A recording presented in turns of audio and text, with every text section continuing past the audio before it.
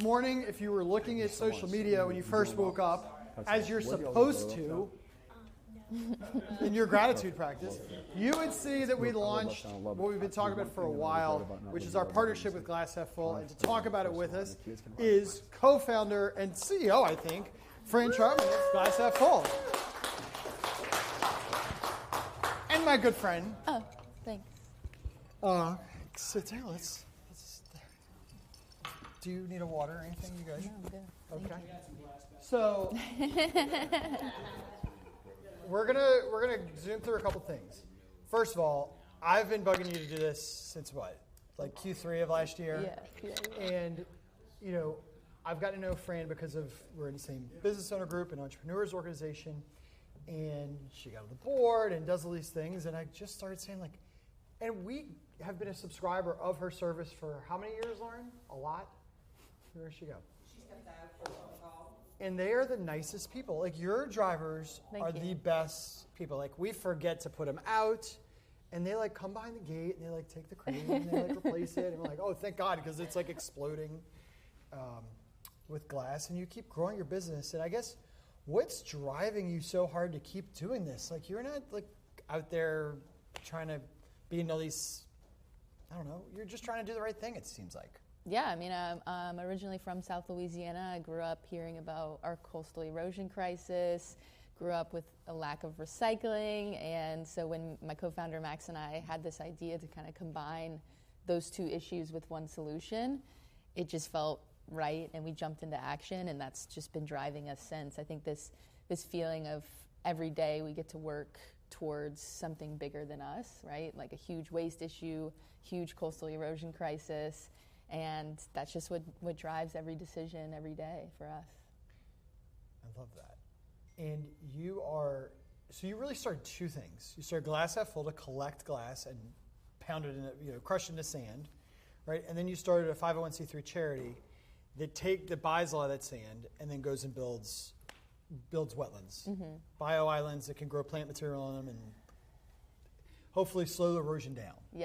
Yeah, I think as a business owner yourself, you kind of understand how hard it is to grow when you don't have a business model to support what you're trying to do. So for us, when we started this, we were like, if we can make it a business, we should, because then we'll be able to kind of control our own destiny in how we spend our money and being able to grow, and growing revenue enables us to grow our programs. So that's why we started Glass Half Full as a business.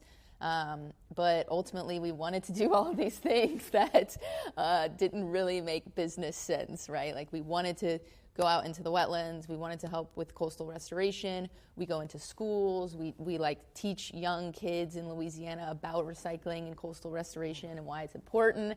And none of those things make money, right? So And you still have a million emails and things to do for your business. So we decided to start Glassroots, our partner nonprofit, back in 2021. So pretty early on, we were we need another mechanism to be able to do the things we want to do.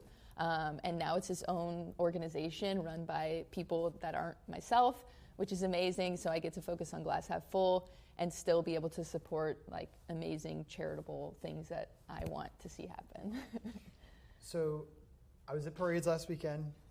There's all those recycled at signs, and people walking around with Glass Half Full vests on, picking up glass and cans. Yeah. Tell me about that and why that's important to you. Yeah, I mean, if you've all been to Mardi Gras, you know that after the parade, there's a ton of waste on the ground, and there's a ton of recyclable material in there. And so we started a coalition with other organizations called Recycled At.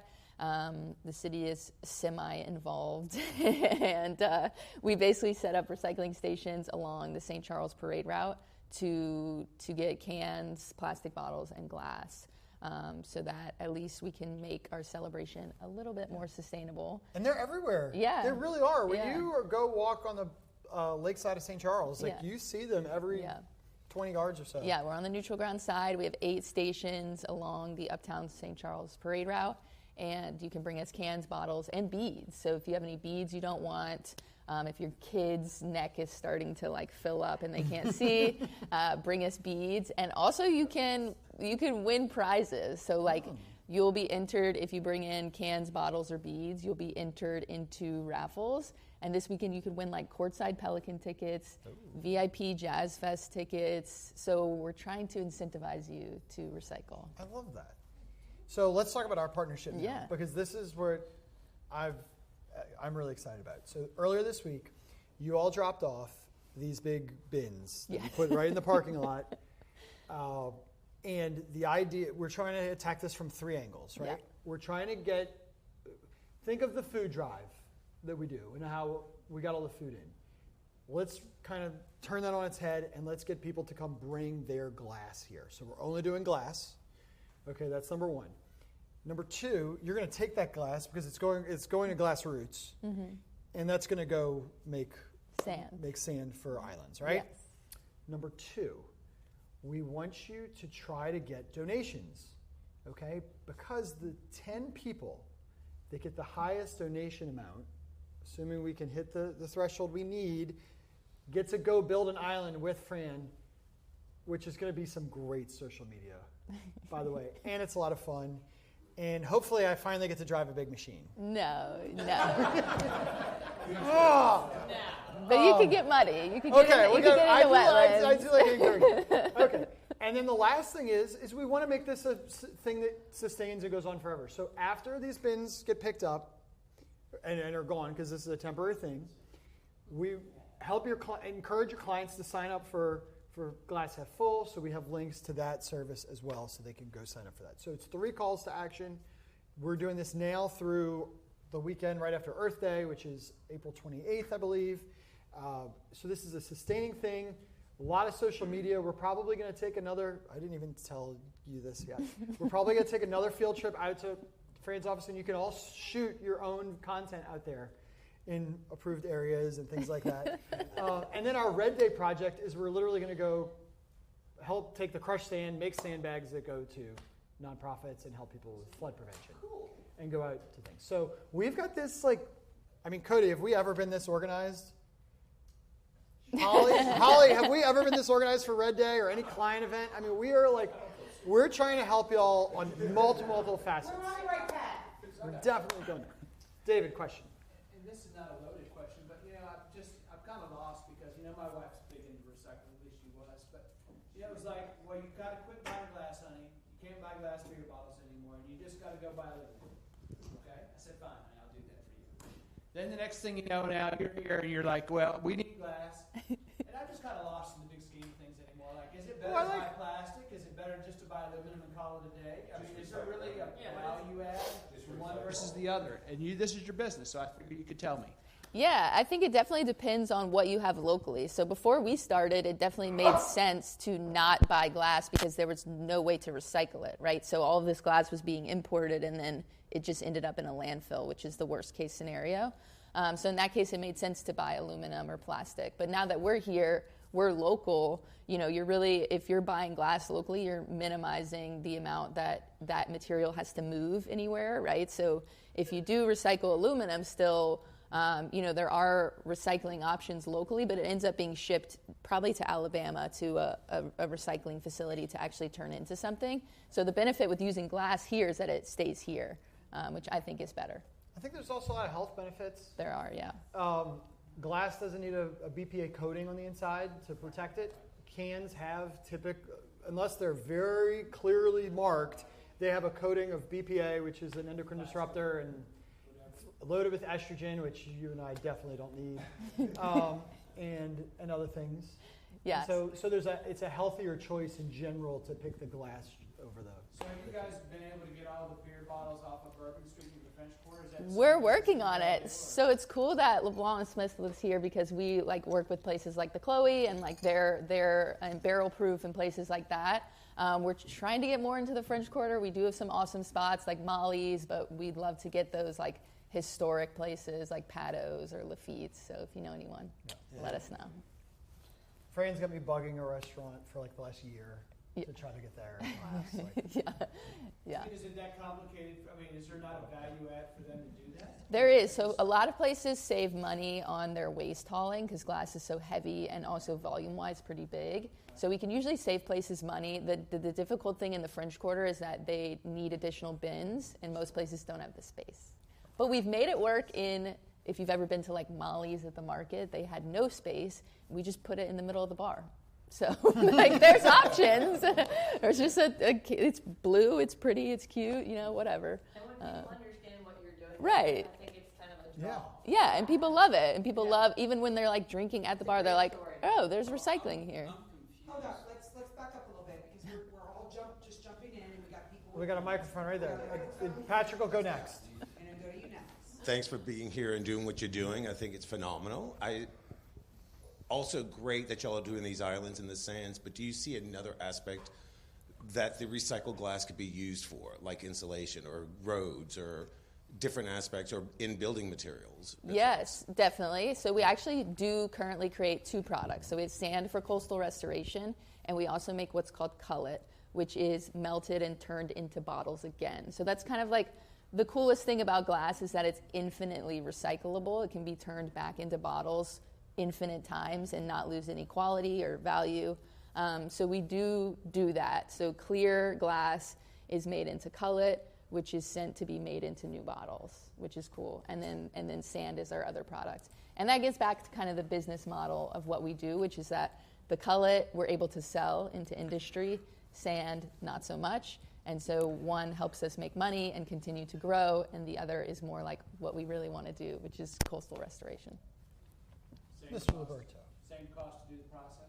Yes, yeah, so it's one process. All right, Mr. Liberto has the mic. So you have me interested. It's like the challenge of like paddles or whatever in space. It's like they got to put that bottle somewhere anyway. So what's their answer to that? Well, that's the argument we make, but then their argument is, changing things, and there's a reluctance. I mean, I'm sure you know. Sure. To change. Well, I'm always a big proponent of using children to advocate for you. So if these people have grandkids or kids in schools, you go to that school. Yes. And we've been doing that a lot, with schools like Sacred Heart and McGee who have recycling programs with us. And again, able to like go in and talk to young kids about why this is important. I can introduce you to Willow and Audubon. Awesome. Beautiful. Thank you. Great. All right, so let's go back nuts and bolts. Is y'all starting to connect why this is like a really high-value collab to participate in? And tons of great social media. Tons of... right, we've got all the like... What was the book, All the Devils Are Here? This is like all the great things are here, right? We've got the social media capability, the fact that this takes like drinking and connects it to lowering insurance prices. And Cody was like sending me a message early this morning like, I think you're reaching a little, Jeffrey. Like, this is too much. However, it's kind of fun. Especially right now. And it's kind of fun. It's kind of timely. And we're going to ease up on that, okay? We're not trying to like make it like Jack Daniels is saving America, saving Louisiana. But seriously, we can say that, and I think that it's a fun thing to talk about. People know Glass Half Full. People know us. It just all kind of works together, and I think 1 + 1 equals like 5 here. And genuinely, just real quick on that topic, the place where these islands are being built is literally in New Orleans. It's in Bayou Bienvenue. A lot of people don't always think of New Orleans as like having a coastal erosion crisis, but Bayou Bienvenue is cited as one of the reasons that the lower Ninth Ward flooded it during Katrina. Because the wetlands were so degraded, the storm surge was able to come in and go directly into the city. Whereas if that had been wetlands, as it once was, that might not have happened, right? Wetlands can absorb storm surge, block wave action, block all of these issues. And so the area that we're working in and trying to restore is genuinely protecting the city of New Orleans, especially, like, you could see the city from, you like, see the buildings. You can see the skyline from where we're at in the wetlands. And I think that's important. In our videos, they'll get caught. Yeah. Nichelle. So at home, I recycle, but I have a container, that we recycle, and then we put it in the recycle bin. So what do you have that, like, what are we bringing our glass in? does that matter? A You know box. what I mean? Just Yeah. dump Okay, it. a box, Just okay. dump it. No box and don't leave the box in those toters. Yeah, you can bring a bag, a box, whatever it But I know is. some bags are not recyclable, right? Well, Yeah, don't we don't recycle want the just bag. glass. We're just Right. gonna drop the glass in the dumpsters and that's it. You can steal Take them, your don't bag or break your box back home. them, and that just Borrow maybe. Are we dropping it all mixed? I know you sort them on your site, but Yeah, all mixed. So with our new facility, we actually have automatic sorters that can sort by color. And take the labels off. I got Yeah. to see all the label pile. Yeah. Yeah, there's a bunch of cool stuff. Quick question. Yes, sir. knew it. You looked right at it. So you've got a paying staff that you pay and run this business. What about your volunteer staff? Do y'all have nice size of volunteers? Are needing them, or what Yeah. would they do? Yeah. So Glassroots, our partner nonprofit, really manages the volunteer force. We have over 1,000 volunteers kind of in our system. And what's cool about like Red Day is we always need big groups to come in and help build sandbags. We use sandbags for coastal restoration as well as flood prevention sandbags.